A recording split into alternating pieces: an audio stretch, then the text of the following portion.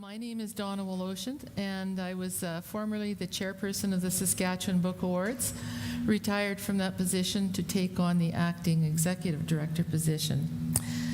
We just had our 30th anniversary celebration gala in Saskatoon, and we're really pleased that some of the a winner and a finalist are here with us today. So I'm pleased to introduce the authors who are our finalists. First, I'm going to introduce Kathleen O'Reilly, who is a co-author with Alberta Rose Bear for the book Nimusham Anima Temenchimenchuman, Grandfather's Reminder, published by your Nicholsworth. The second reader this morning will be a Saskatchewan Book Award winner of the 2019 Book Fiction Award and a finalist for the 2023 awards, Jeanette Lynes, who's from the University of Saskatchewan. Today, I note that the full land acknowledgement is done at the beginning of the day of each at the Festival of Words, but in keeping with our values, the Saskatchewan Book Awards wishes to acknowledge that we are meeting in what is known as Treaty 4 territory, the traditional territory of the Niiwa, Saulteaux, Anishinaabe, Cree, Lakota, Dakota, and the homeland of the Métis Nation. We are all treaty people. So now for some procedural instructions. Would ask that you turn your cell phones off or put them on mute. Each author will have 15 minutes for their presentation of work. When the 30 seconds are up, I will be waving a yellow card, which means wrap it up. So one moment. They do. And I'll be sitting down there so that you can see me. And then when your time is up, I will wave the red card. This should leave about 10 to 15 minutes at the end of our session for questions, and we will have both authors on stage answering questions. So let me introduce our first presenter, Kathleen O'Reilly, who is a co-author of Grandfather's Reminder, which won 2 Saskatchewan Book Awards this year. The Publishing and Education Award sponsored by Sask Books, and the Indigenous Peoples Publishing Award sponsored by the Saskatoon Public Library. Kathleen will introduce or give some background on her co-author, but I just wanted to mention a little bit about Kathleen.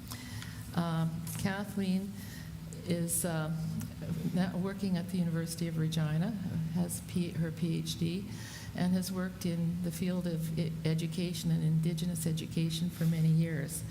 We're pleased to have her here this morning to read from the book, Grandfather's Reminder. I won't try and pronounce that again, but that was certainly something that I had to learn. It's a delight to have her here. We've had her at another reading, and I know you're going to find this book very interesting. Kathleen. Thank you.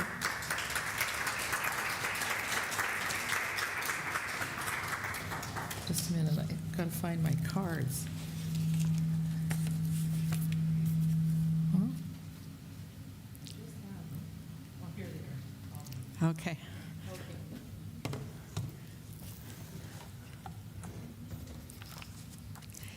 Well, welcome everybody. It's an honor for me to be here and a pleasure. Unfortunately, my co-author, friend and colleague now, Alberta Rose, could not be here today. And we were also hoping that her sister, Lindsay Bear, would be able to be here today, but unfortunately they can't. So here I am. The book, Grandfather's Reminder, published by your Nicholsworth Press, and I see Heather in the audience, was a labor of love. And many people were involved with this book. It started off with one of my colleagues, Dr. Andy Miller, who went out to Touchwood Hills Agency and worked with community to gather a number of first-hand accounts from elder stories. And I worked a little bit on that project. I was brought in to lead an education team because the elders and knowledge keepers and community members wanted those stories that were published. They wanted them to have lesson plans and activities to go along with them because really the main purpose was to educate the younger ones coming up. So I was part of an education team, and at that point, Alberta Bear got involved, and also her sister, Lindsay Bear. And Alberta Bear and Lindsay Bear are both graduates of our Indigenous Education program, and they're both teachers at the George Gordon Education Center at Touchwood right now. So we developed a number of lesson plans based on those narratives, based on those stories of the elders, and we were creating them. And then one of the elders said to me, "Kathleen, you need to write a children's book." And I said, "Oh, okay," and went home and then thought about, oh my goodness, how do I go about doing that? And I do write, and I've written other things in my life, but I had never done a children's book. So I had some ideas mulling around in my head. I read the narratives again that the elders had vocalized and now were in print. I worked with community members, and then the story began. And I brought in Alberta Rose to be a co-author with me. She expressed interest to do that. I gave her an outline of the story, a very sketchy outline. And we shared that with her sister, Lindsay, and we went out to the school actually to see Lindsay, and we read a draft, this kind of very drafty draft, let's just say. And Lindsay started etching out some of the pictures as she heard our words on the board. So we knew then that we had found the right artist. And in fact, they're not the first pictures in the book, but some of those pictures actually appear. She copied them over and painted them. So the book is unique in that it is written in 3 languages. In addition to English, it is written in Cree and in Saulteaux. And these are 2 languages that were spoken within those communities. And so the book is also a testament or an effort towards language revitalization. The book took longer and was a little bit more complicated than I think many other books would have been because of this extra language dimension. It was very important to us, to the community, to the elders that we get it right. So we worked with language speakers within the community to get the first drafts of the language. And then because I teach at First Nations University of Canada, we have linguists and language experts who are working there. And so we were able to work in conjunction with many, many people to make it as correct as possible. Lynn Cote and her late aunt, Margaret Cote, and Solomon Ratt were involved in this language as well as community members. So the story is a fictionalized version of a couple of the elders' stories. And it revolves around berry picking. And so from those elders' stories of berry picking, this story emerged, and with a couple of interesting characters. So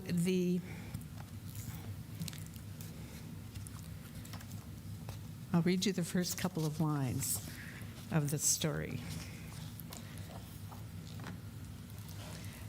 One morning in August, well before the leaves started to turn color, my grandfather came into the kitchen carrying several white buckets. I was with my family. We had just finished breakfast. This is a good time for chokecherries, my grandfather told us. He went to the window and pointed towards the field across the road.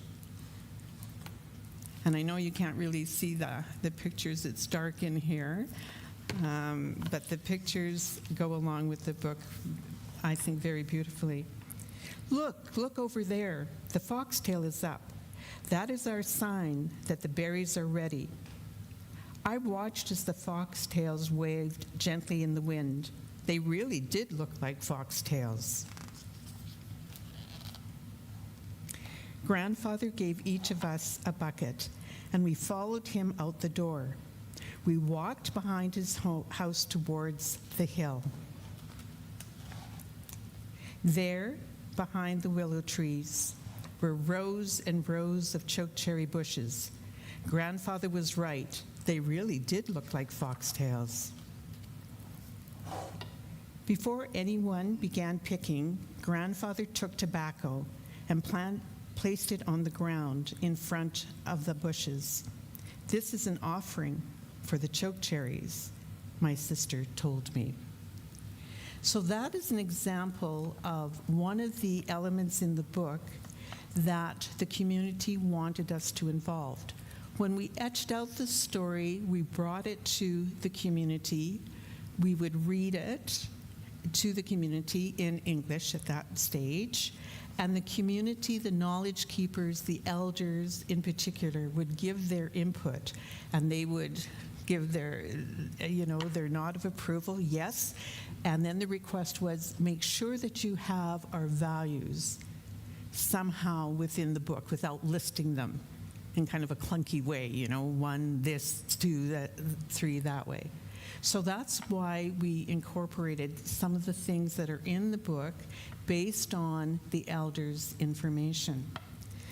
Now, Lindsay, who is the artist, and the illustrations are really beautifully done, also has messages within those illustrations that don't hit you over the head necessarily, but with careful reading and careful viewing, and then sometimes with interpretation, you can get a further meaning. For example, in the story, the grandfather relates to his grandson the reason why he has a scar. And he goes back in time, and you see the grandfather as a little boy himself, like his own grandson, almost the same age, who also has long braids. Later on in the book, you see the grandfather throughout the story, actually, with very, very short hair. And Lindsay explains to me and to others that the reason why she did that was because many of the older men in her community have very short hair, even though traditionally they had the longer braids. And that is residue or because of the residential schools. So there's subtle messages throughout the book that I think are interesting and insightful. We did not want the book to be a textbook. But it is in 3 languages, so we do have a glossary and a pronunciation guide, a very simple one. And we're hoping that the story will actually be on a website or something online where, in fact, the languages can be heard, because languages need to be spoken and they need to be heard. The book itself, the story was piloted in schools. Both Lindsay and Alberta, as I mentioned, are teachers, and they would read it to their students, and the students responded very positively to the story. And of course, it resonated with them because it's about their area and the lands on which they're living. As a teacher educator, I also read the drafts to my future education students, some of whom are Indigenous, not all, and received feedback. But the most important, of course, was going back to the elders time and again to get their blessing and their understanding of what we were attempting to do. So should I continue reading a little bit more? Okay.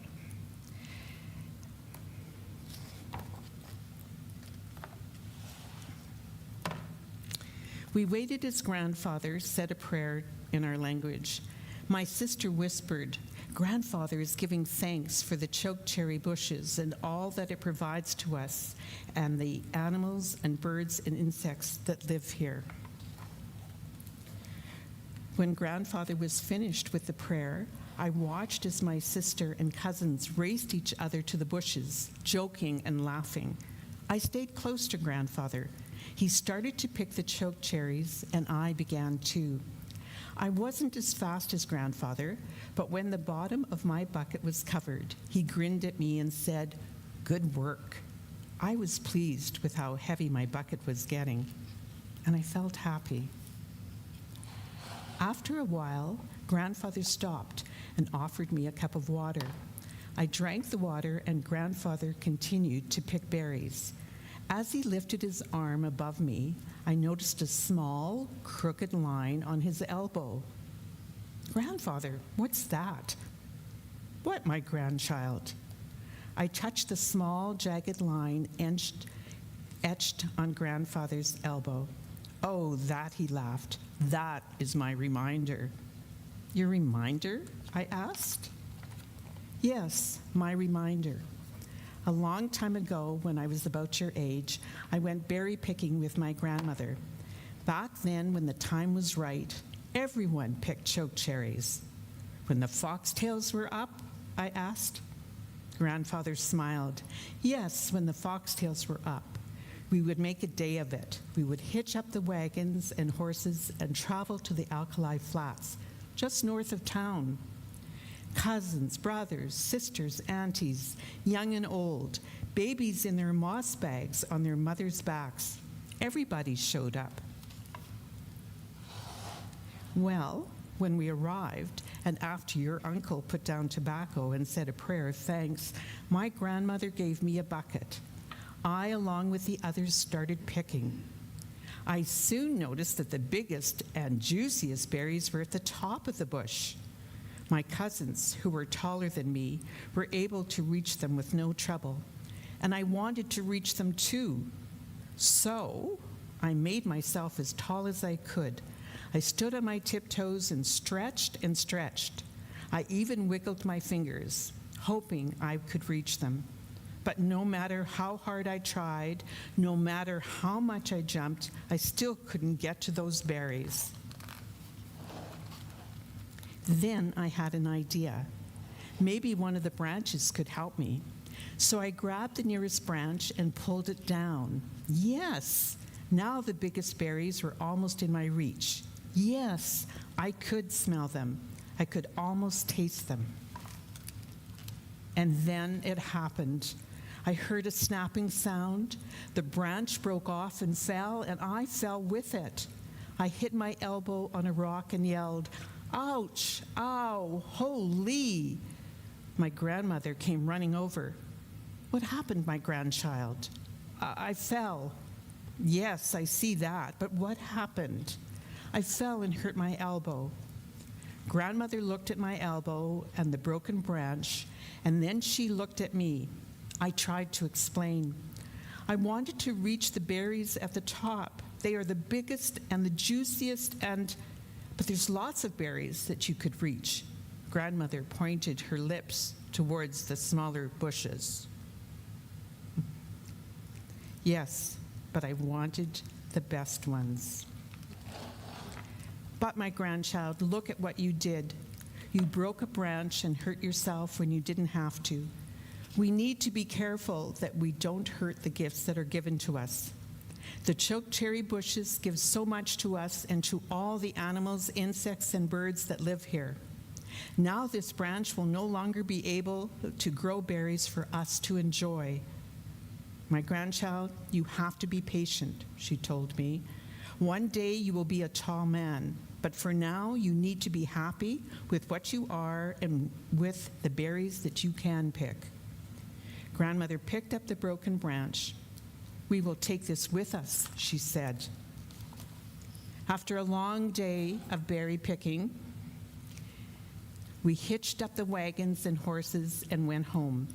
Grandmother gestured to me to follow her. "We need to give those berries back to Mother Earth," grandmother said, picking the choke cherries from the broken branch. We walked back to her house in silence. I watched as grandmother scattered the berries into the earth. She handed me some, and I did the same. When there were no more berries, grandmother placed the branch gently on the ground. Why did you and great-grandmother scatter the berries, grandfather? Ah, that is a good question. Look around you, my grandchild. All of these bushes came from the berries that I and your great-grandmother scattered so long ago. They did.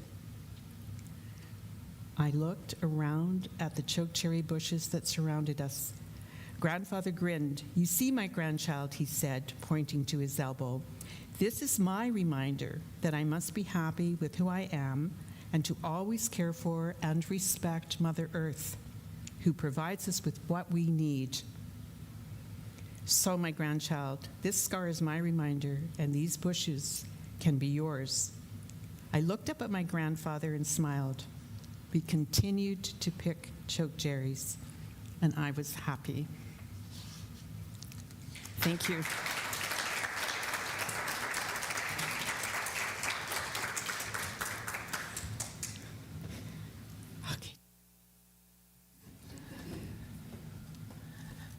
Okay. Thank you, Kathleen. I was wondering if she'd get to the end of the story. Good work. I just want to mention a little bit about the book awards. We have 14 book awards that are given out every year.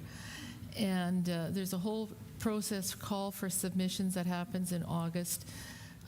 They have to be finished or turned in by November the 1st. There's a lot of criteria around it, which I won't go into, but then we do a call for jurors from across Canada. So we have 42 jurors that look at the books, and they have a couple months to read, and then we have Zoom calls, and then they pick the finalists and the winner. So it's quite a long, evolved process.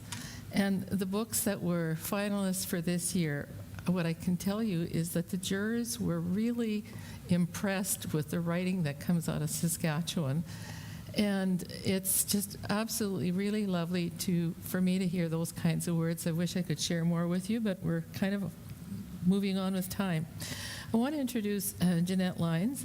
She's the author of 7 collections of poetry and 2 novels. Her novel, The Factory Voice, was shortlisted for the Giller Prize in 2009.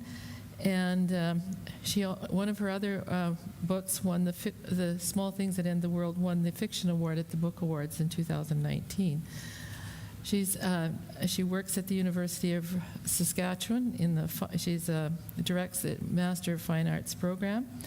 She will be reading from her novel, The Apothecary's Garden, which was a finalist for 2 Saskatchewan Book Awards, the City of Saskatoon Book Award, and the Book of the Year Award. Welcome, Jeanette.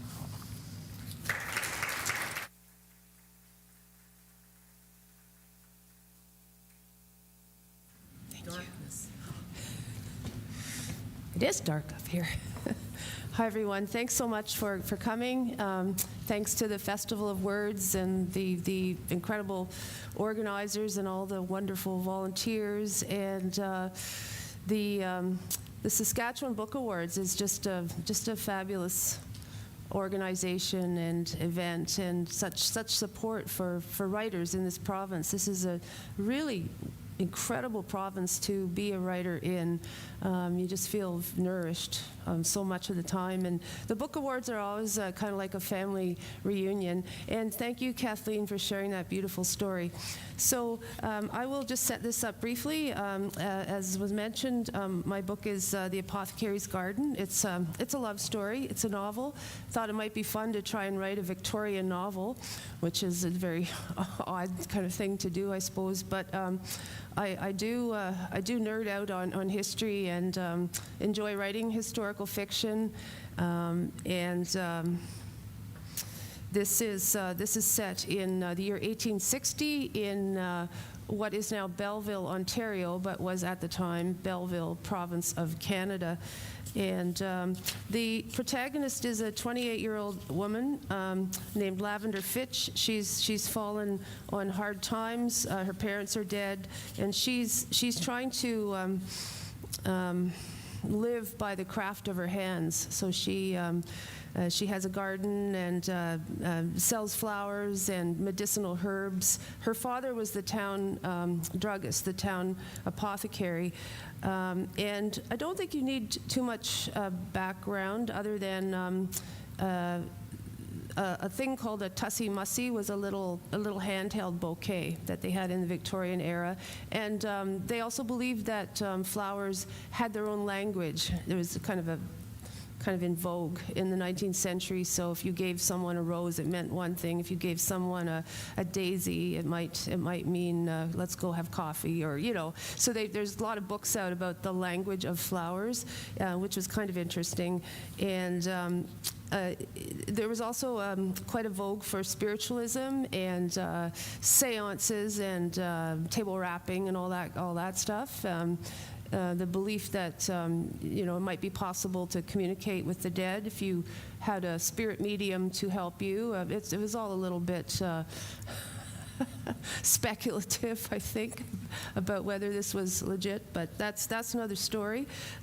In this opening scene, a famous spirit medium is about to arrive in Belleville on the train. There's a lot of people who come to meet the train. There's kind of like the farmers market we saw here this morning. There's vendors and people selling things, and our quote flower girl, that's what they call her, even though she's 28, is there selling flowers. And she really needs the money. I guess my story is a love story and kind of sentimental, but I think a lot about women's poverty, and women were really scraping along, maybe always, but certainly this woman is at this time. So this is just when the train's about to come that's going to bring the famous psychic medium and her assistant. 1. Along the shores of Quinte Bay, 1860. As Lavender Fitch wheeled her floral-laden cart towards the railway station, the air held a redolence she'd not noted since the circus stopped in their village. Smells of late summer, straw, dried clover, hummingbird regret, expended grist, whiskey waft from the distillery. Mingled with this, tobacco, pomade, cologne, lye soap, mothballs, malodor of ripened bodies too long away from the wash basin. A variant olfactory trail left by the motley souls surging past her on the road, bound like her to meet the train. More people than usual traversed the road. Everyone was in such a hurry, all flurry and bustle and haste. Someone very special must be arriving on the train, Lavender thought, a high dignitary or famous songstress, or star of staged melodrama or romance. Royalty? The Prince of Wales wouldn't reach their shores for another week. A moving knot of ladies near Lavender gabbled animatedly, but paraded past so swiftly she couldn't, her breath coming in audible puffs of exertion as she maneuvered her heavy cart, stitch together a meaning. But she didn't miss their fine bonnets, pretty frocks. A stark contrast to her own dreary morning outfit, a darkly matching skirt and blouse, coal tar bonnet. Those gabbling ladies left Lavender in the dust and puzzled about why she hadn't heard of this illustrious personage due to arrive on the train. But then this wasn't so surprising, given that she hadn't left her garden and house on Pinnacle Street for nearly a week. She'd been busy harvesting herbs, then cutting a sizable area of her flower beds for that day's train station market. And she'd avoided the shops with their temptations. Her dwindling funds went to soup bones for suppers, ribbon for her floristry. She owed money at Holton's Dry Goods and Groceries. She'd steer clear of it until she could settle her account. And the undertaker still awaited an outstanding sum for her father's interment now over a year ago. The whole world overtook Lavender on the road, it seemed. Unlike her, the teeming human flock bore no bouquets, nosegays, etc., so even the old villagers, who hobbled, bent like pines, pummeled by tempests churned in from Lake Ontario, Even the hop-alongs veered around her cart, a kind of overgrown wheelbarrow. Also unlike lavender, they didn't wear vulcanized Wellington boots 3 sizes too large for their feet. At least it wouldn't appear so, given how nimbly most strode past her, and not a word of greeting. Other days, gentlemen doffed their hats. "Fine morning for posy sales, miss." Or ladies hailed her from open buggies. "Save your best tussy-mussy for me. Happy messages, please." Lavender knew they meant handheld nosegays, bright little floral clusters laced with herbs, ribbon-tied, the heart's coded idioms. Flowers spoke volumes, herbs charmed, harbingered, healed. "No roof for you, pretty lady," she'd sally back, "sweet news only." That day, no doffed hats, no tussy-mussy calls. Horse-drawn buggies and wagons bucked along, resolute, station-bound.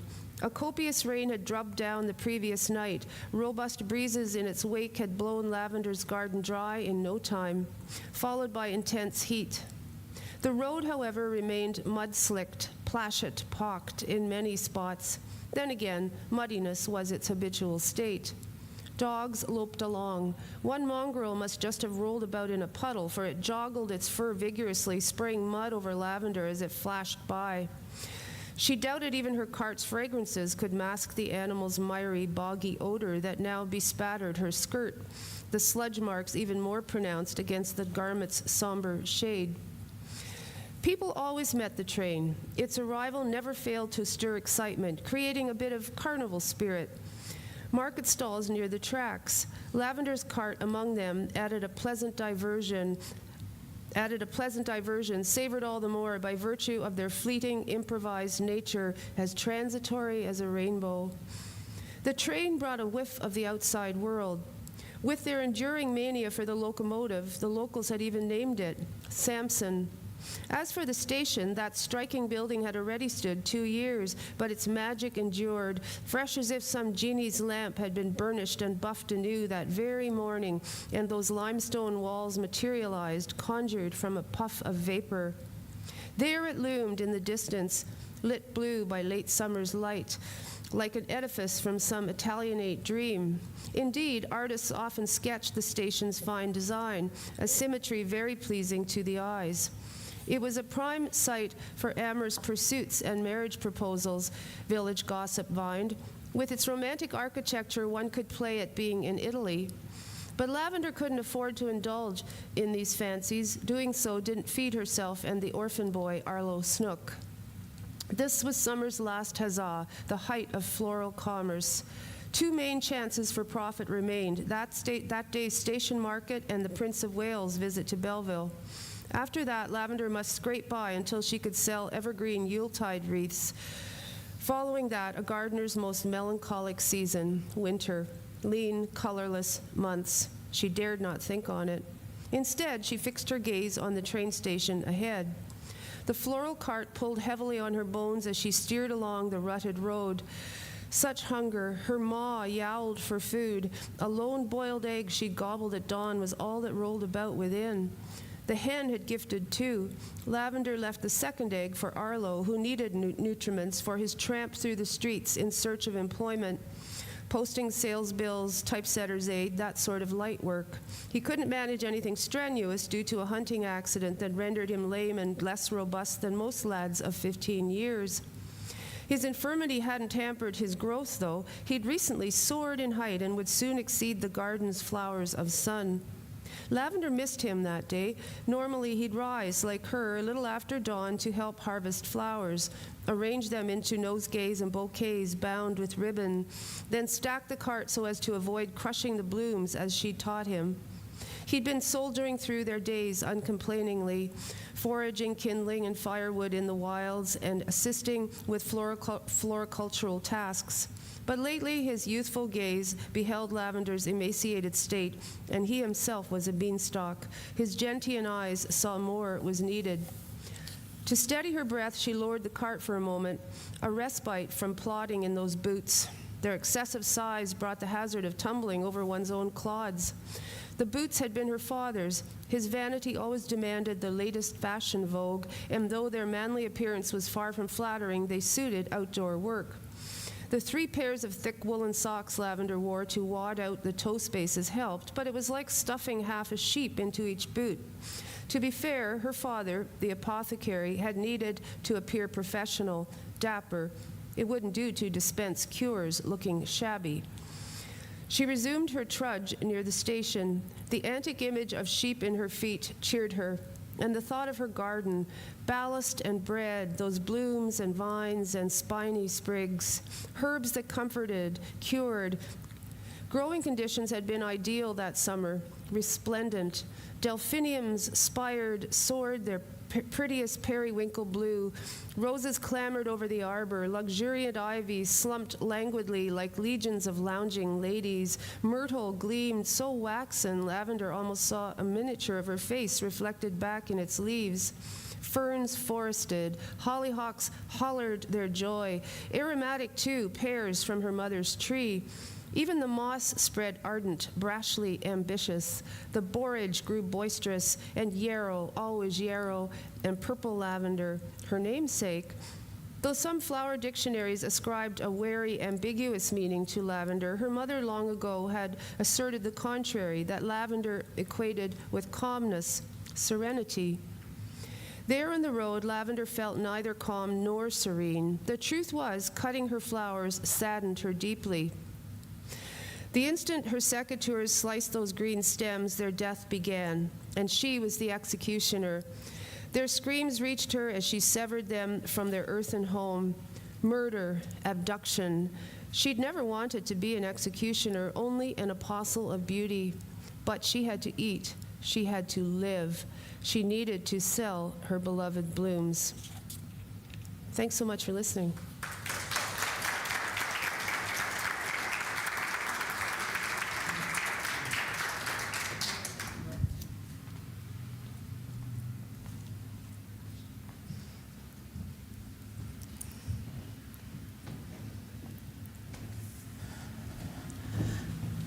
Thank you for that intriguing reading. I just started reading your book, Jeanette, and I just couldn't believe the imagery, the sensuality with which you chose your words.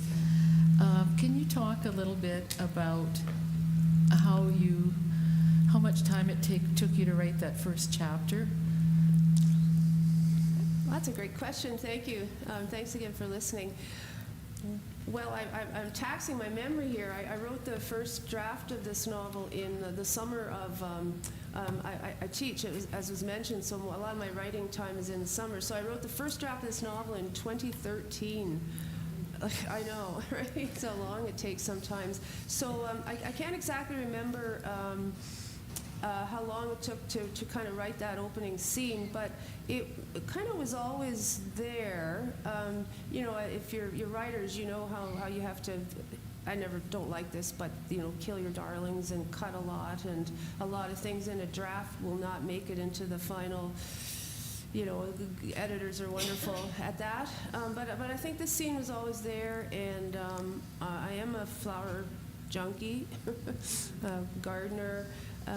So I guess I'm not really answering your question, but that kind of world of summer and the lushness of gardens and coming here and seeing the flowers here, and I probably spent quite a bit of time polishing it, to be honest, you know, because I kind of write messy drafts. Well, and your choice of words as well. I can't see if anyone wants to ask any questions because the light is glaring here. Isn't that crazy? They should But turn the I light. would ask a similar question with Kathleen, and then I'll open it to the audience.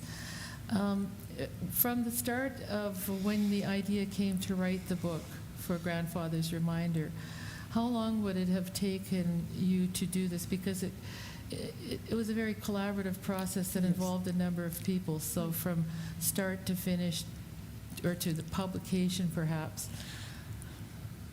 Yes, it was a longer process because of all of the people who were involved with this collaborative book, and also the language dimensions, as I mentioned. But I think it would have been about 2.5 years-ish.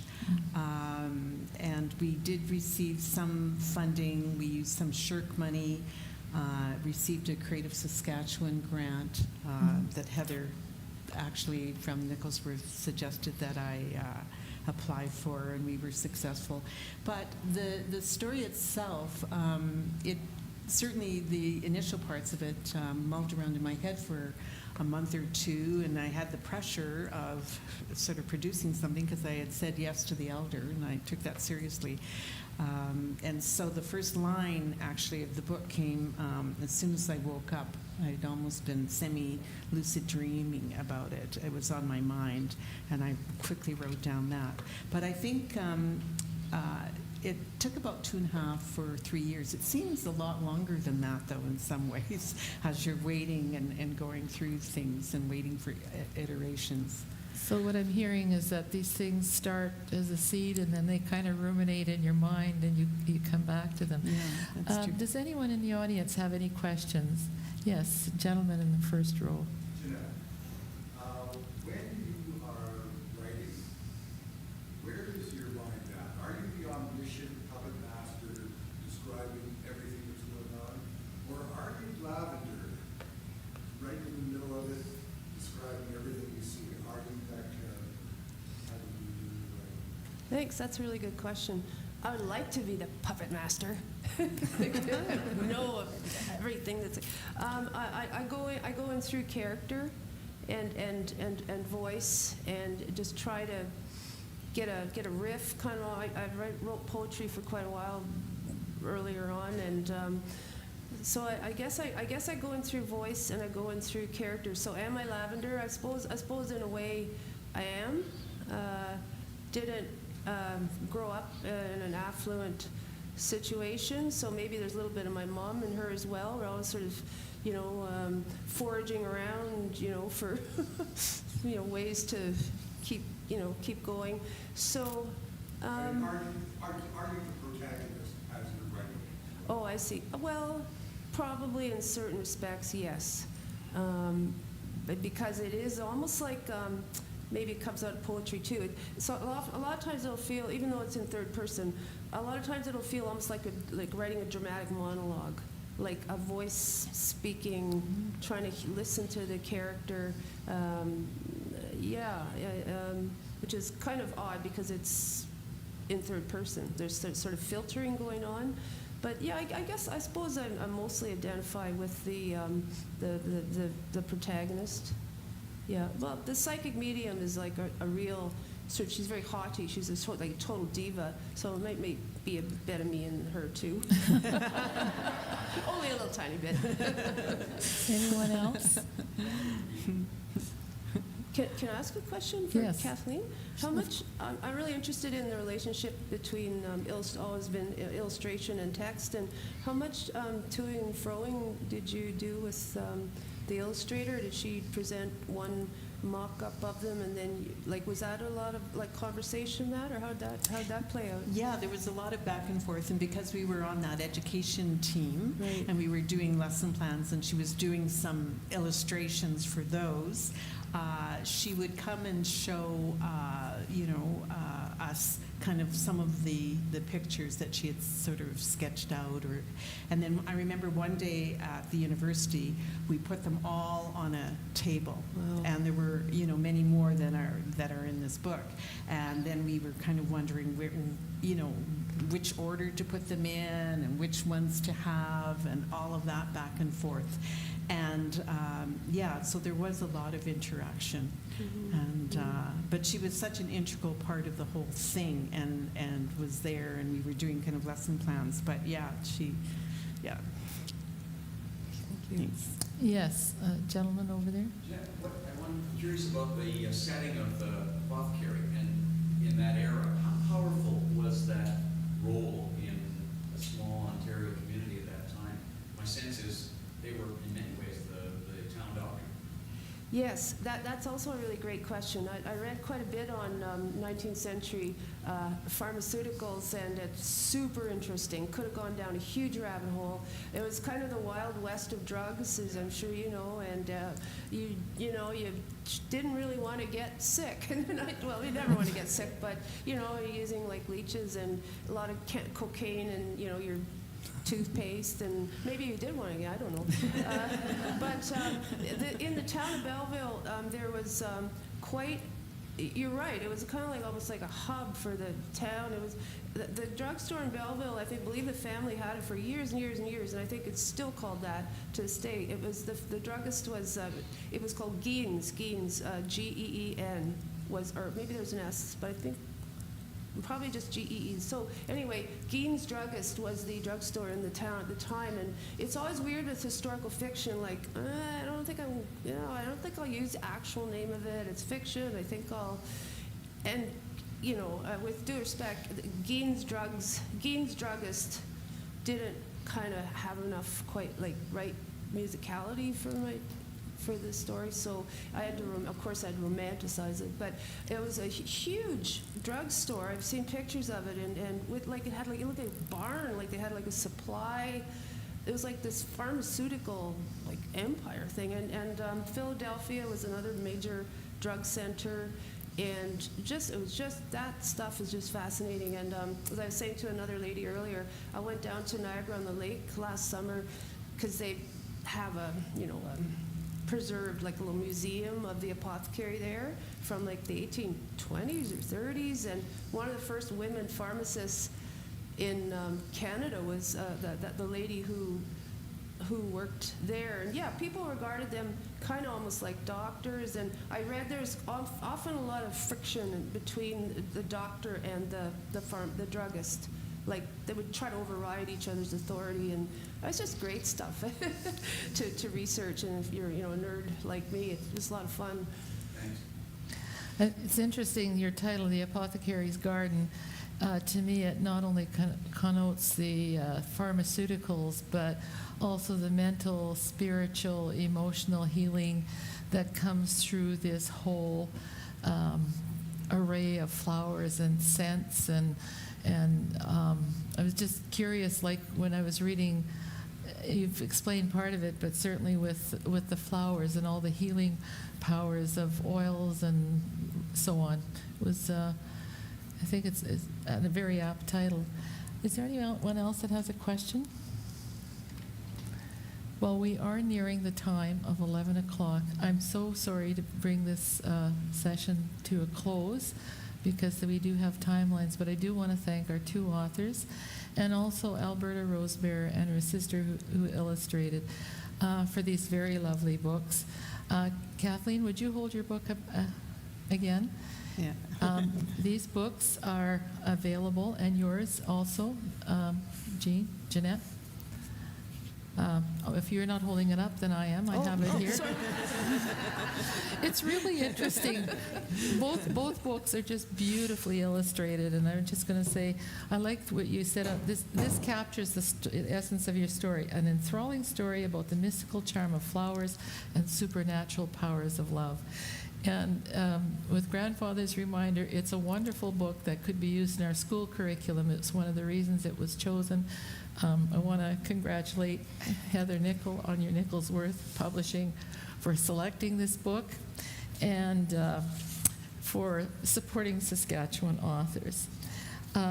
There's just a couple little things I have to say. The festival would not be possible without the support of the major funders, like the Arts Board, Sask Culture, the lotteries, and so on. If there are also a long list of funders in the book program. So if you're in a business that you know supports the festival, please be sure to thank them. The books are available on sale in the basement of the Art Museum, and the authors will be down there following the sessions to sign books. It's a registered the festival is a registered charity and receives a percentage of the book sales from McNally Robinson to support this. And one final announcement. If you have time, the festival values feedback, whether positive or negative. And we need your suggestions. Please fill out your evaluation form and hand it in. I think you might become eligible for a prize. And that ends our session. Thank you to our authors. And